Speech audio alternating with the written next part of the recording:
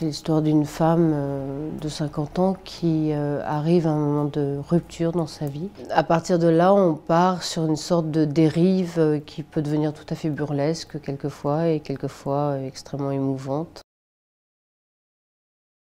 Sur le Mission Impossible, c'était un TGV qui était dans un studio, qui bougeait faussement, avec un écran bleu, et tout était faux en fait. Tourner dans un vrai train, c'est toujours très particulier, parce qu'il faut que ce soit raccord, et puis au moment où on a une scène, on passe dans un tunnel, et puis on en ressort, il faut que les lumières soient raccord. Donc dans Les yeux jaunes des crocodiles, j'ai une longue scène, et je peux vous dire que pour la tournée, on a fait plusieurs allers-retours, il fallait recommencer, recommencer, recommencer. C'est une scène que j'ai dû faire une quarantaine de fois.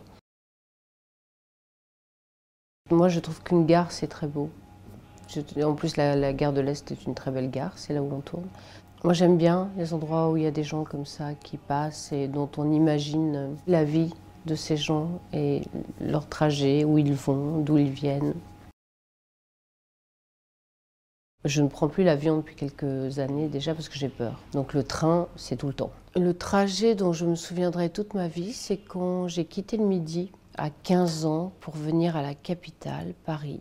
Et il y avait à l'époque les wagons-lits. C'était très très émouvant parce que je quittais une partie de ma vie, de mon enfance. Et en même temps, j'étais très curieuse de ma vie d'adolescente et de femme qui m'attendait. C'est vraiment le